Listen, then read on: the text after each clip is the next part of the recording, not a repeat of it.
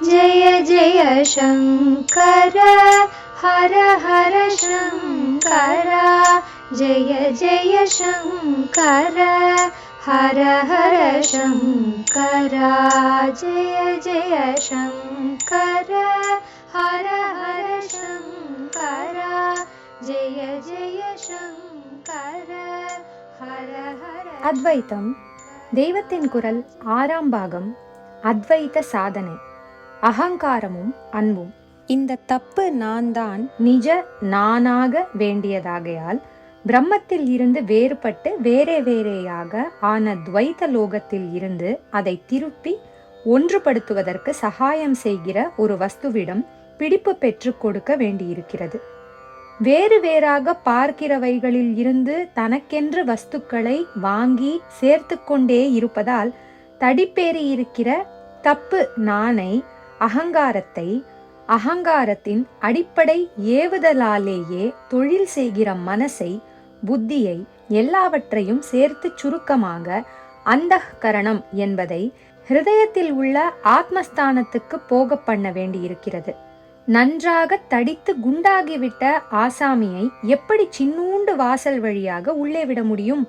ஸ்தூல சரீரி என்பதற்கு வாசலை இடிச்சு கட்டணும் என்று வேடிக்கையாக சொல்கிறோம். ஆனால் இந்த வாசலையோ இடித்து கிடித்து எதுவும் பண்ண முடியாது.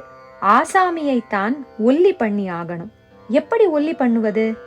வேறே வேறேயாக ஒரே துவைதமயமாக பார்த்து அத்தனை இடம் இருந்தும் வாங்கி வாங்கி வாரி பூசிக்கொண்டு தானே இந்த ஆசாமி குண்டாகி இருப்பது.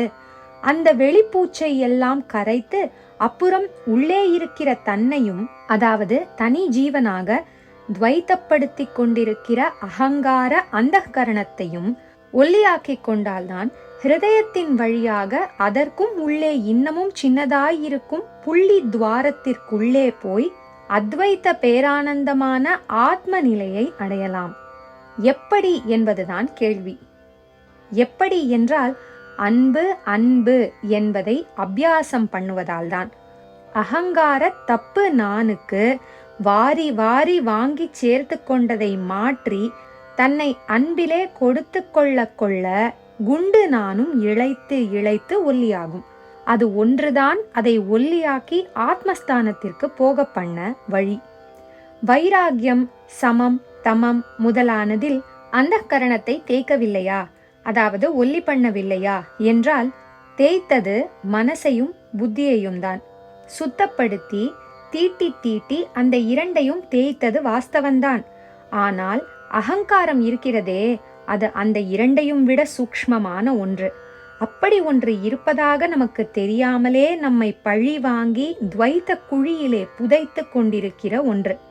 ஆகையினால் நமக்கே வெளிப்பட கர்வமான எண்ணமாக, திமிரான அபிப்பிராயமாக நமக்காக்கும் வைராகியம் வந்துவிட்டது, சமதமாதிகள் சித்தித்து விட்டது என்று தெரியாவிட்டாலும் உள்ளுக்குள்ளே இந்த சித்திகளை தானே தனக்காகவே சாதித்து விட்டதாக அந்த கண்டிதமான, அதாவது பரமாத்மாவில் இருந்து துண்டிக்கப்பட்ட தனி அகங்காரம் நினைத்து கொண்டு தனக்கே லாபம் பாராட்டி கொண்டிருக்கும்.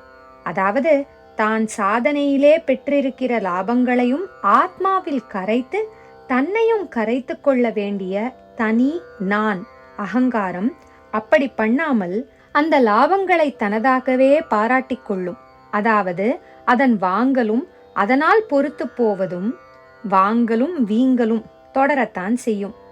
அத்தனை எண்ணங்களுக்கும் உணர்ச்சிகளுக்கும் முதலாவதாக உள்ள தனி நான் எண்ண உணர்ச்சி தன்னை தேய்த்து ஒல்லி பண்ணிக்கொண்டு ஆத்மஸ்தானத்திற்குள்ளே போய் ஒடுங்க நினைக்காமலே இருக்கும்.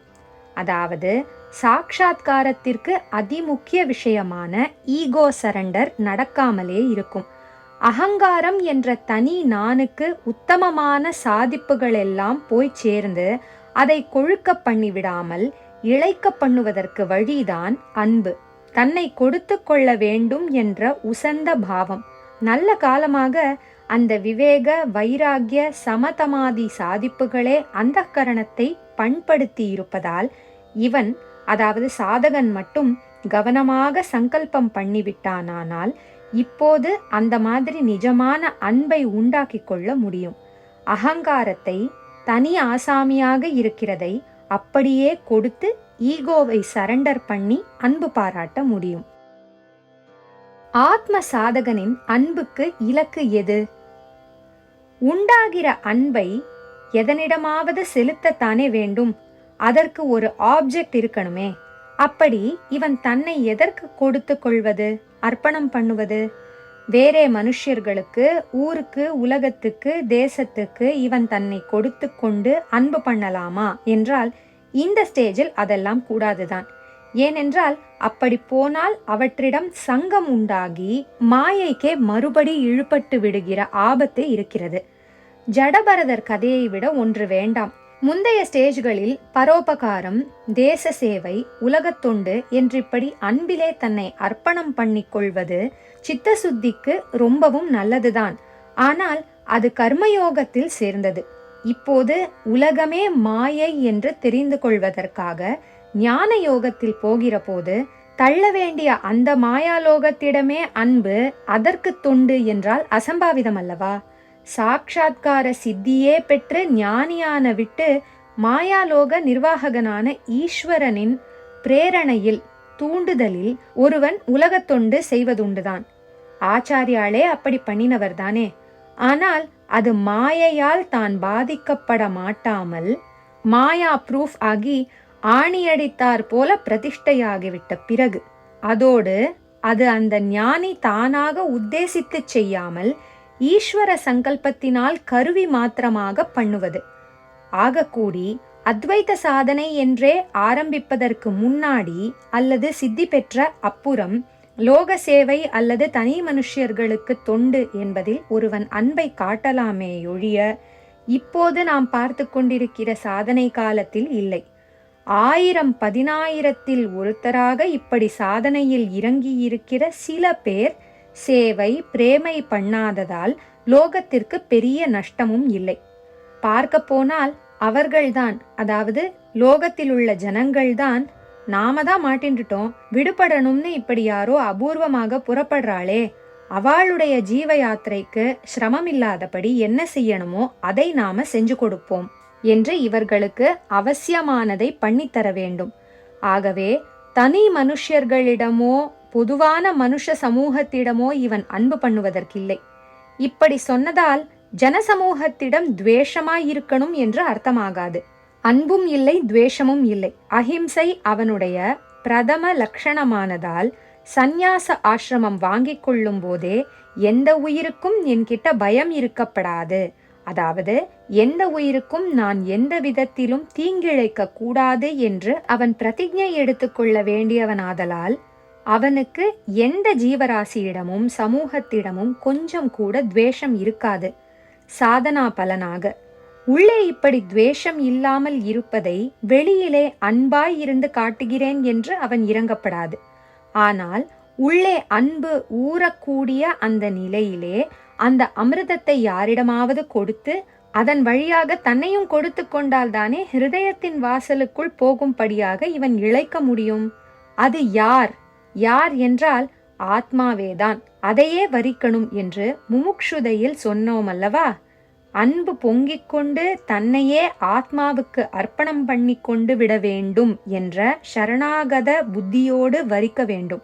ஆட்கொள்வதாக மட்டும் இல்லாமல் பிரிந்து நிற்கிற ஆளை, தனி நானை கொல்வதாகவே அது செய்ய வேண்டும் என்ற பாவத்துடன் அன்பு பண்ண வேண்டும்.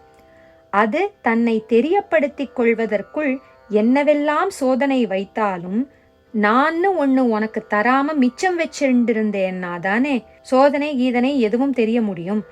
என்னையே உன்னுல அழிச்சிக்கணும்னு அர்ப்பண புத்தியோடு நான் நிற்கிறச்சே சோதனைக்கு ஆளாக யார் இருக்கா என்று நினைக்கும்படியான அப்படிப்பட்ட உத்தமமான பிரேமையோடு ஆத்மாவை வரிக்க வேண்டும். இங்கேதான் அன்பு என்பது பக்தி ஆகிறது. உத்தம வஸ்துவிடம் வைக்கும் அன்புக்கே பக்தி என்று பேர்.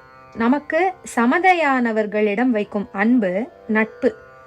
உத்தமர்களாயிருந்தாலும் இல்லாவிட்டாலும் வயசில் பெரியவர்களிடம் வைக்கிற அன்பு மரியாதை. சின்னவர்களிடம், நமக்கு கீழ்ப்பட்டவர்களிடம் வைக்கும் அன்பு அருள். கஷ்டப்படுகிறவர்களிடம் வைக்கும் அன்பு கருணை. உத்தமமானவர்களிடம் நாம் நைஷ்சியத்துடன் அதாவது பணிவுடன் வைக்கிற அன்பு பக்தி. பரம உத்தமம் சுவாமிதான் ஆகையால் குறிப்பாக அவரிடம் அடங்கி பணிந்து அன்பாயிருப்பதையே பக்தி என்கிறோம். அதற்கப்புறம் குரு பக்தி, மாத்ரு பக்தி, பித்ரு பக்தி, தேசபக்தி என்றெல்லாம் சொல்கிறோம். இவர்களில் சுவாமியும் குருவும் தான் நாம் அன்பிலே அர்ப்பணிக்கிற தனி நானை வாஸ்தவமாகவே எடுத்துக்கொண்டு ஒரே நானில் அதை கரைக்கக்கூடியவர்கள். ஆனாலும் ஞான வழி சாதகனுக்கு சுவாமியை அப்படி சகுணமாக இல்லாமல் நிர்குண ஆத்மாவாகவே பிடிக்கச் சொல்லி இருப்பதால் அந்த ஆத்மாவிடமே அன்பை, பக்தியை செலுத்த வேண்டியது. ஜெய ஜெய சங்கர. ஹர ஹர ஜெய சங்கர, ஹர ஹர சங்கர. ஜெய ஜெய சங்கர, ஹர ஹர சங்கர. ஜெய ஜெய சங்கர, ஹர ஹர சங்கர.